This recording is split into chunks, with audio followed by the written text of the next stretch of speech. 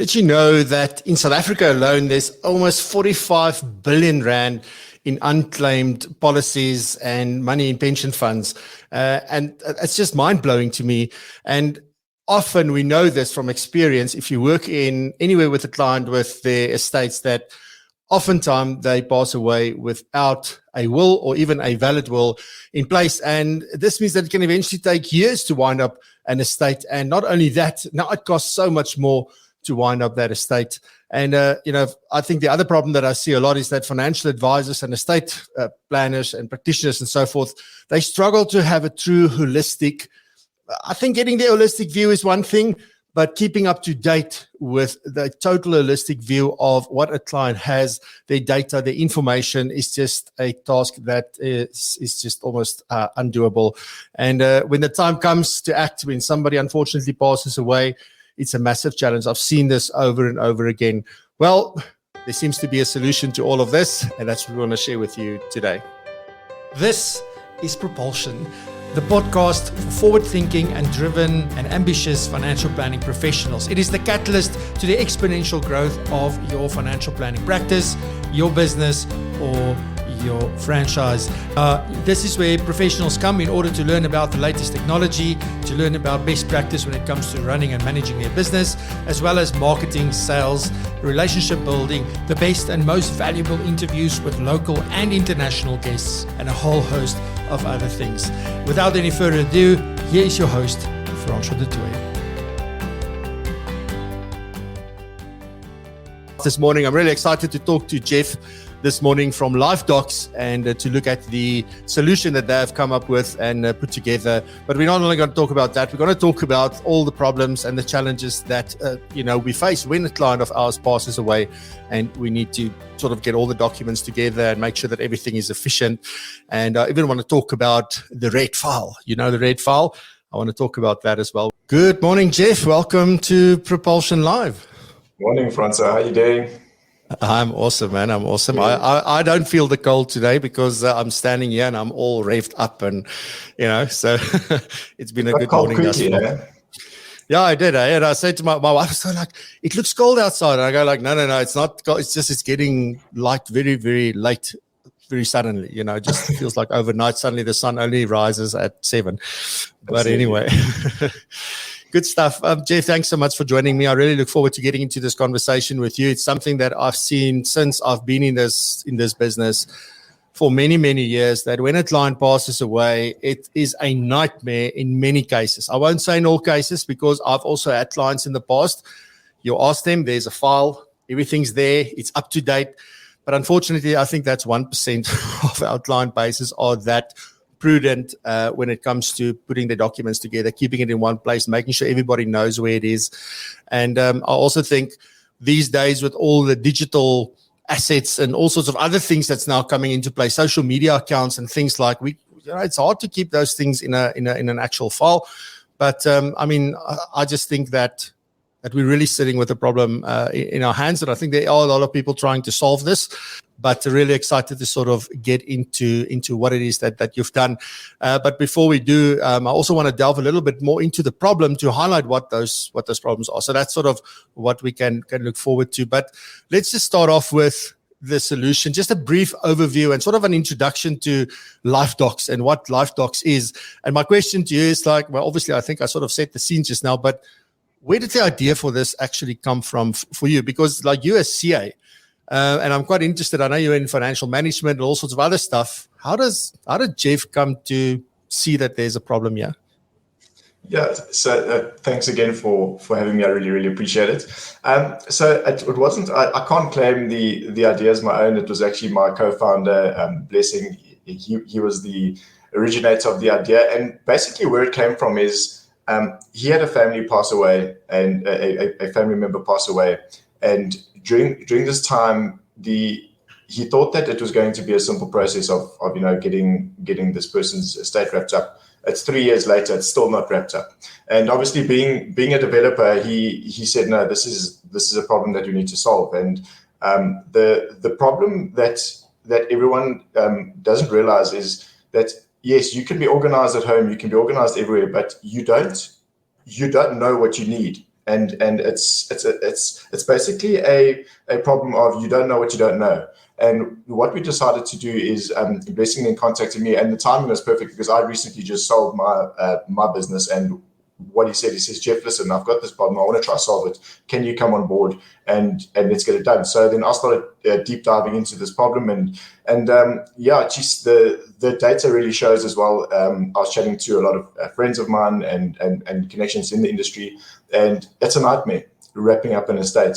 And it's not just the will. The will is a major problem, but it stems more from that. It's everything else. It's people that come out the woodwork when you die. Family members all of a sudden appear. There's documents that you think you don't need that you do need. There's a lot of information that is required when you do pass away, and unfortunately, planning for it takes a little bit of time, takes a bit of effort. So what we wanted to do is say, listen, let's help somebody. Let's make it a very, very easy process, very intuitive to get estate ready. And then we came up with the idea of Lifedocs and the estate readiness score. So to say, how estate ready am I? Is there an ability to put a number to it? And that's kind of our challenge, and that's what we're trying to solve. And I like it because that brings in a bit of gamification, I would say, just in my world from a training perspective. That sounds like a bit of gamification, sort of I need to get there. And it's a simple thing when you have that goal, because you never really know, I can have all these docs and I can have we were looking for our passports now a day or two ago, and we horrifically realized that they were still in boxes, and we were frantically going through these boxes trying to find them. And we have all these files. So there's a file for me, a file for my wife, a file for each of my kids, and it's these thick files, but you don't know if everything's in there that you need. It's just crazy. So I think having something like a state readiness score is actually it's amazing. I really like that idea. Lifedocs in essence is so am I getting this right, that it's really aiming for you to have call it a vault where I can store all of my things that can be available, but I also know, when things are missing from this. Is that sort of a fair assessment? Is that what it is in essence? Yeah, so that's the core, right? It's a vault, but I really don't like saying the word vault because, well, the word vault is important, but because it implies security, but I don't want us to be associated with things like Google Drive and Microsoft's Dropbox and so forth, because the very key difference between the two is Google Drive is like an attic or a garage where you can just throw anything into, right? It's like that box that you have sitting in your cupboard that's got all your passports in and your birth certificates. It's there and you think it's there and you haven't updated it, but you chuck everything in there. It's a mess. What we do is we take a very structured approach to this. We say, this is what you need. And yes, it's stored in a vault, but we're going to guide you through the process of what you actually need. And that is what we feel is the problem. The information's there. It's everywhere. It's all over the place. It's sitting with your financial advisor. It's sitting at home with your wife. It's sitting, your will could be sitting with your parents, with your brother. It's all over the place. So what we want to do is we want to say, okay, take all that information, bring it into a central place, and then leave breadcrumbs for where that information might be physically or where it might be. If you can load it digitally, then pop it into the vault as well. So that's kind of what you're trying to do is and connect it, create a digital connection between yourself as well as family members and your advisor as well, so you guys can collaborate, and that is kind of the real power of the platform is the collaboration between people as well. Yeah, I really like that. And who was this specifically designed for? From that point, when you were building this, were you thinking about the person passing away, or was there also there are people servicing these people who are also sitting with this headache? Because who's the first person that they phone? It's either their financial planner or their lawyer, right? Yeah, so it's a very interesting question. And when we first went down this road, it was very much an I thing. So what if I die? What if I pass away today? What's going to happen? So we built the original concept for the end user, and the reason for this is the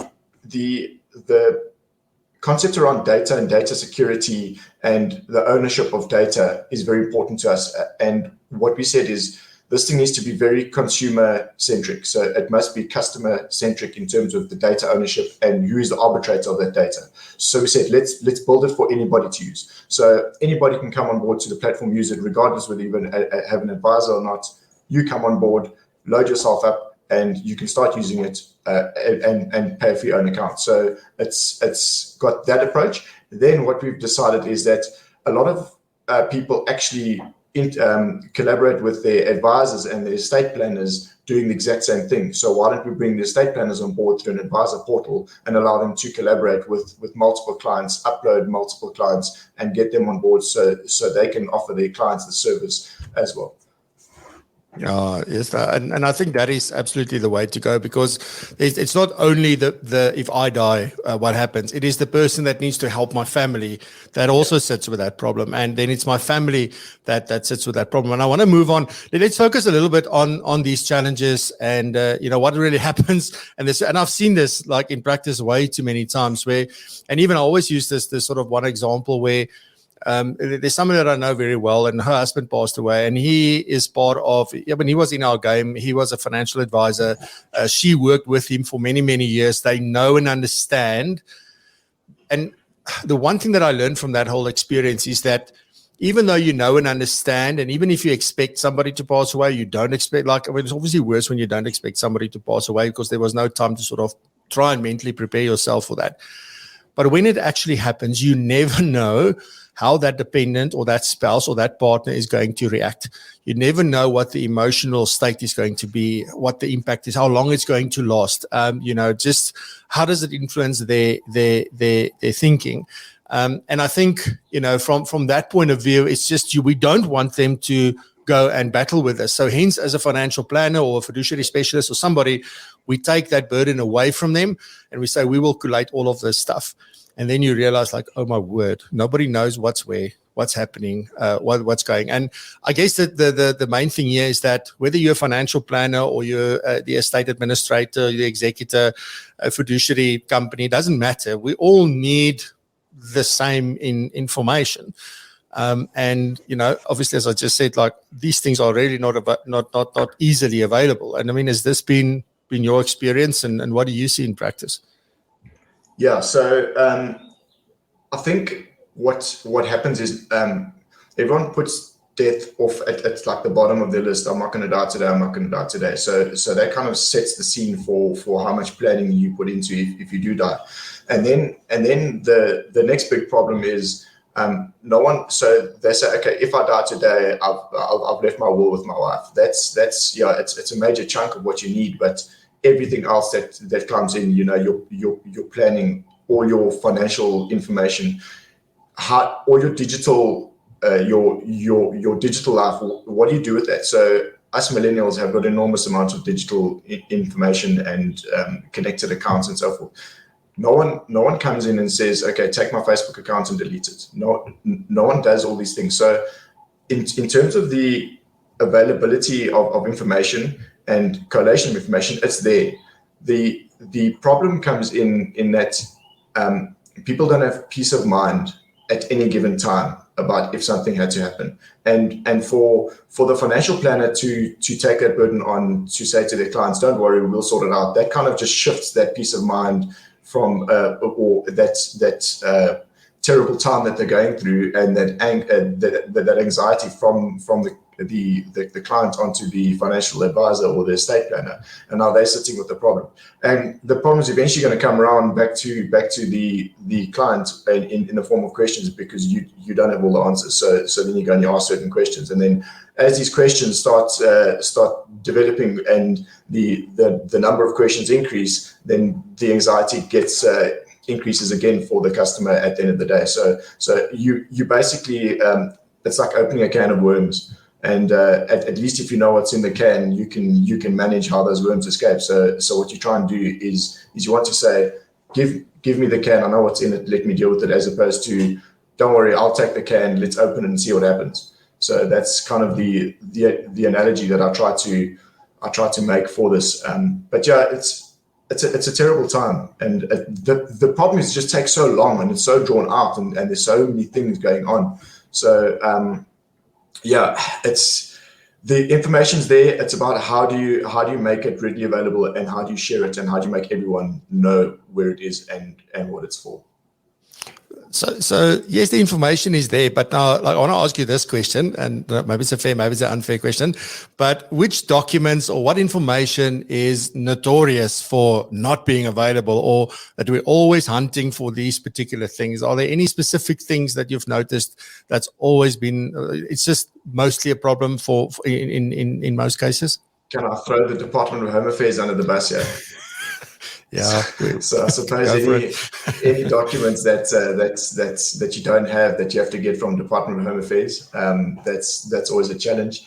Firearms are a massive problem. So firearm licenses, competency letters, and right at the beginning of the show you mentioned unclaimed pensions. That's a massive problem. And what happens is when somebody dies, no one actually knows what their financial position was. So, and you'll be surprised at how much information is kept away from the family, from the person that has passed away. So when they eventually do pass away, suddenly, all of a sudden, people don't actually know what they had. And finding that information, yes, you can do certain searches, but it's limited in its capacity because you have so many different channels in which to search. So that's kind of the three big ones, and then obviously the will is kind of the most important one, and the validity of the will is a major problem. So yes, the person signed a will, but is it valid? Is it executable? That's another problem that the fiduciary space challenges with as well. So it's a huge challenge for them to understand. Let's take this will. Okay, here it is, but is it physically signed? Is it signed by the right people? Is it all in place, and so forth? So that's a major challenge that they have as well.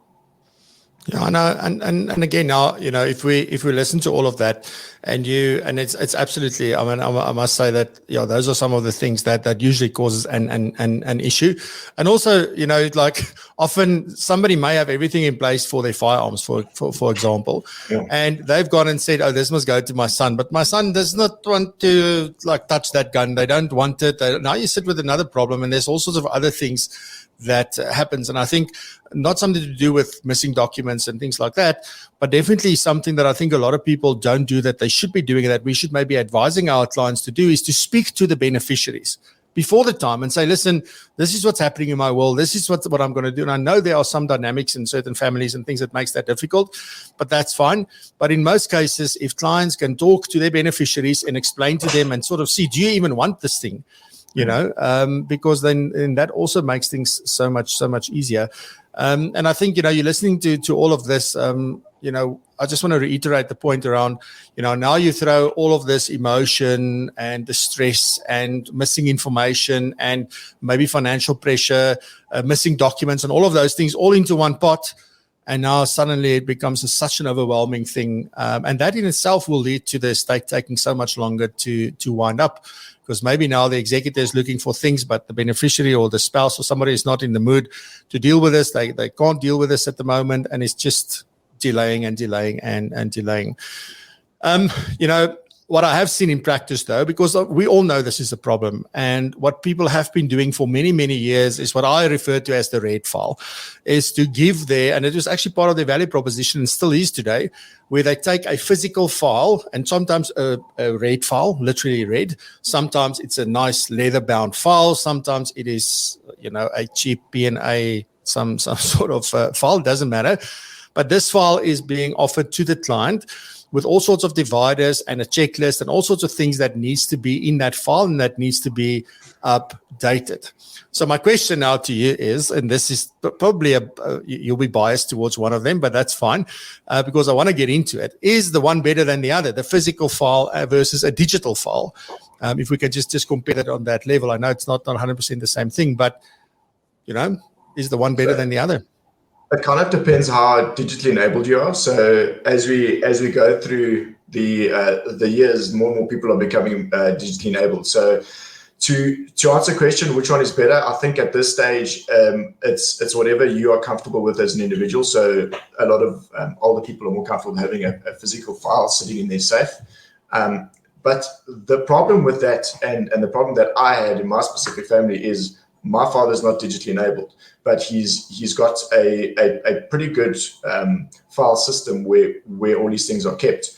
But if you go into that file system, it's so outdated. I mean, his will was last updated 10 years ago. Now, if that was my case, a will that's 10 years old is going to be completely outdated. So these things need to be updated constantly.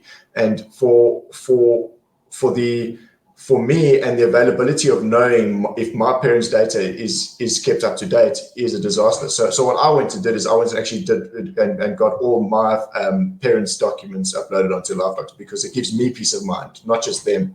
So the digital file creates the availability of data across the family, which is great. So if for example I live in Johannesburg and my parents stay out somewhere else in a different suburb or town, I know at least that I've got access to the information. I don't physically have to drive out there and say, "Hey, Dad, can I open your safe and take a look at your life file?" Then the ability to update this file is quite important. Now, to go in and physically go through a file, it takes time. Whereas if it's digital and it's got a digital element to it that allows you to set an expiry date on a certain document, you can then go and update that on the fly anytime, anywhere in the world. That's kind of the greatest feature for keeping things up to date. And collaboration, which I touched on earlier, it allows myself and my brother and my father and my mother to easily collaborate and know that each of us are separately in our own right to state ready, but also that each other we can have comfort and peace of mind that the family is good to go, so to speak. And I think the next big thing is automation. So how can we digitally get this file or the digital version of this live file? How can we keep it updated?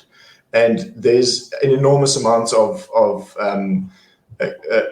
data sitting online that we can access through third-party APIs. And for us to go ahead in the future and sit and create automations that automatically keep the stuff up to date, you then have peace of mind that you don't need to physically go in every single time and update, for example, your insurance policy. We could automatically just connect that for you and keep it up to date. All you have to do is just go and make sure that it's right. And that's kind of where the power is going to lie in the platform going forward, is to say how much of this vault can we or your digital live file, how much of it can we keep up to date for you automatically? It gives you more time to focus on things that you don't really want to associate with death, because talking about death is or dealing with it in a specific time, it takes enormous amounts of mental energy, and no one wants to do it. So can we do it for you? Maybe yes, we can. So that's kind of the benefit of digital over a physical live file. That physical live file just wastes away until you have to go and update it constantly. Yeah, and let's be honest, right? To keep that physical file up to date is great when you're retired, because you've got something to do and there's time to do it. But when you're not there yet and you're busy and you're doing a job or 2 jobs or 3 jobs, and coming home and then having to do some stuff around the house and all of it, you never get to it. That's why this information is not available. No one does it. Yeah. Because who wants to go and deal with this? The other part of this, it's been years that life companies, for example, have not been issuing physical policy documents anymore. They email it to you and you have to print it out if you want it in a physical form. So everything we get is already digital. So why not store it in that way? Which I think is just makes so much more sense for me. So let's get back to Lifedocs and talk a little bit more about this. And what are some of the most outstanding features of Lifedocs? We've sort of talked about what it is in essence. We talked about the fact that it has a score to show you how estate ready you are. But what are the main outstanding features for in your opinion of this software that people need to take note of? So you'll note that when you sign up, the way we've developed it is you don't just go into a vault, we must upload documents. We kind of understand what your life position is, and it's dynamic in that way. So as you go through the process of onboarding, you'll go through a wizard where we ask you certain questions, and the questions go from simple questions such as, are you married, all the way through to do you own a firearm, do you have any assets? And what that does is it pre-populates your vault to look at your current life position where you are. Then you will look at the vault and will say, okay, we've got certain documents outstanding. Let's go and upload those documents. And what it does is it guides you. It says, this is what you need. So it doesn't leave it up to you to figure out what you need. And that's kind of the power. It leaves you relaxed in terms of trying to find out what do I need for this? What do I need for this? We help you, and you say, this is what you need. So for example, if you have a firearm, you need your firearm competency and you need your firearm license. And that's kind of where we feel that the consumer gets huge value out of knowing that if I do this, then I'll be estate ready. Whereas you would have to pick up the phone and phone someone and say, listen, how do I prepare this live file? What I need to do? And then update. So let's say, for example, you go and get married, you can then add your wife onto Lifedocs as well. You can add your kids. You can go and add multiple vehicles. So each time you buy a vehicle, you can then go and add that in, and so forth and so forth. So that for us is that guide to assist people is really a good value add. The estate readiness score is something that's brand new for us, and it's going to be quite a big feature that people seem to really like, because it attaches that incentive to get this thing done.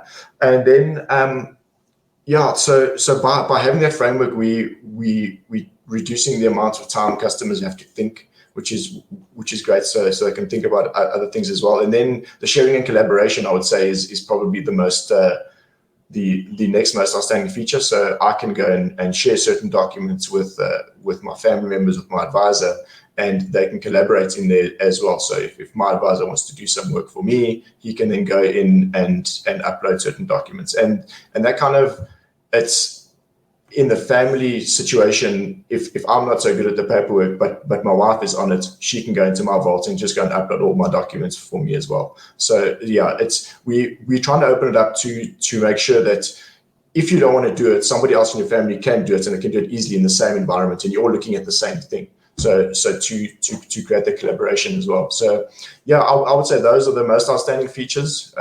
At this stage, our development roadmap is thick and long, and it's there's a lot coming. So I don't want to reveal too much, but we're pretty excited for the power of the platform going forward. But we have to start somewhere, right? Yeah, absolutely. I'm just laughing because I see with tax space as well. That roadmap is quite long and thick, and we've got loads of things we want to do. But time and money obviously is always important, right? So, talk about collaboration, and somebody can do this on your behalf, and you can share things with one another, etc., etc. I mean, when it comes to this type of information and data, this is a person's entire life. And my question always for something like this, even for something like LastPass that we just discussed, when we talk about security, right? So you said you don't want it to be seen as a Google Drive or a OneDrive or whatever. Security is extremely, extremely important. And, is this information safe? How safe is it? What have you done to make sure that, this doesn't fall into the wrong hands? Yeah, so the short answer is it's bank grade security, if not better. We've got two-factor authentication in place. From a database storage point of view, our data is stored with GCP, which is a Google partner, and it's if I'm not mistaken, the current database is sitting in Zurich, Switzerland, and it's super secure. You're not going to have a situation where your data is going to be hacked if it's hacked directly through Google. The major security flaws in any platform like this is kind of your password protection. So that's where the two-factor authentication comes in. But yeah, the platform's super secure. It's built around security. Everything we've done from the beginning has been based on security. And when you partner with the guys such as Google and Amazon, they really do take this seriously as well. So very comfortable with the security where we are. I think in terms of the data sharing and so forth, so if there's any concerns there, we don't allow for sharing outside of platform. So what that means is if I share a document with you, you have to have a Lifedocs account. And what that does is it bolsters that security so that somebody else can come and they can view the document, download it, but it's from within platform. We also have a really cool feature where we share via an expiring link. So you can share a document with somebody outside of the platform. They will then follow a link. So if say, for example, I'm sharing my ID document for a RICA or a FICA process, I'm not going to share that. I'm not going to email that document. I'm going to share a link with you. You can go follow that link and you can download it directly from our platform, and that link will then expire. So that means our documents don't sit in an email exchange somewhere, because email is obviously the most vulnerable for hacking and so forth. So yeah, we're completely steering away from sharing documents via email or outside of platform. Nice. And then a good question. So I want to bring this question onto the screen here. So Mark is asking, this is awesome. Or he says that this is not asking if it's awesome. He's saying it's awesome. And he's asking, what do you recommend be done with those original docs that must be kept, like a vault copy of the birth certificates, etc. So what is the rules there, and what do you recommend? Really good question. So this is obviously a question that comes up a lot with the will. So you can't execute a will that's not original. So what we do is we say, have your original will, put it somewhere safe, use Lifedocs to upload the digital version, right? And then leave a breadcrumb. So what we do is we say, we've got an option or a field that allows you to say where the physical file is stored. And this is important because it gives you that breadcrumb, or it gives the person that needs to find it the breadcrumb to go and find it. So you can say it's with my father and he's safe, it's with my executor, and so forth and so forth. And that's the only way we can get around this at this stage. I'm a firm believer that in the next 5 years, all the documents will be allowed to be executed on a digital basis. So I know in the States, a lot of states in America are going this way as well, where you can have a digital will and it is executable. So it's only a matter of time before we go down the same road as well. It's exciting times. I think at some point in time, you won't need a physical copy of anything. And hopefully we're positioned to kind of ride that bus as we go through the years. Yeah, awesome. And then tell me quickly. So there's another big thing, right? That if you obviously you let's just say that I'm an advisor. I say I want to use this to offer this to my clients. My clients can now upload all their documents and everything. And then tomorrow they want to leave and go to another financial advisor, because that sometimes happens. Like with there's a minor portion of the client base that happens with, but they want to move. Or my client passes away. The wife was not a client, but they used Lifedocs, and now she doesn't stay with me. She wants to work with her advisor. What are the options? Yeah, so this is the reason why we built the platform around the customer, and to have that B2C consumer element to say you can use this platform on your own. It's not linked to an advisor. If, for example, your advisor is giving you this account on as a value added product, and you no longer want to be with that advisor, you can, in your account, you can say leave this billing account, and then you can then go and take your data with you and start your own account. But the individual has always been the arbitrator of the data, so it's just a function of changing the billing to say, I want to leave this organization and I want to take it upon myself. And then obviously if you do join another organization and they're a Lifedocs partner, they can then just onboard you as well. Yeah. So awesome. Yeah, definitely possible, and hugely important for us as well. Cool. And then just quickly, there's another question here from Marcel. Hello, Marcel. What happens when you die? Well, you die, but who will have access and how? Sorry, Marcel, I always have time for a little joke. Who will have access, and how will they have access to this information? Yeah, so as part of the process of uploading your documents, you can share these documents, and you can either share them now, or you can share them at time of death. Let's say you have a letter of wishes that you only want to be shared with a specific person when you die. We, as Lifedocs, will release that to the person, and they can come into the platform and then get that document. And how we do this is we say, and it's very similar to how LastPass works, is you set up an emergency contact, and that emergency contact will be verified by us. And if they say that you passed away, you then also have your death report settings where you say, give me 30 days to confirm that I'm not dead.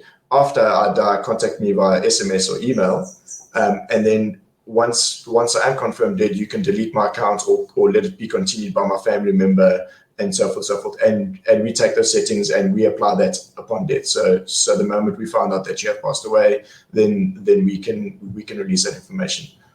So yeah, great stuff. And because your executor is connected, and because your executor is already connected, or your advisor is already connected, and you've shared certain documents with them, they'll already have access almost immediately upon your death for that information.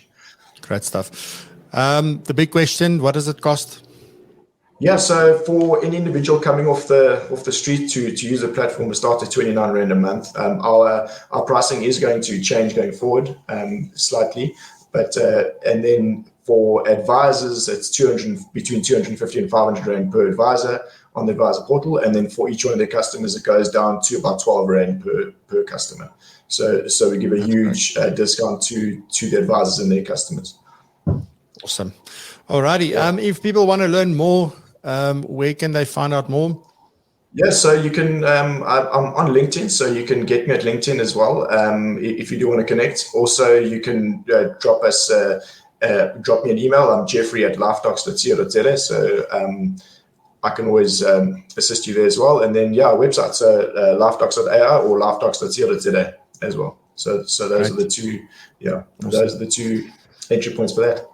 Happiness. And I've linked all of that down below in the description here on the YouTube channel. So you can find all of that there, as well as the links to LastPass and all the other things that we discussed.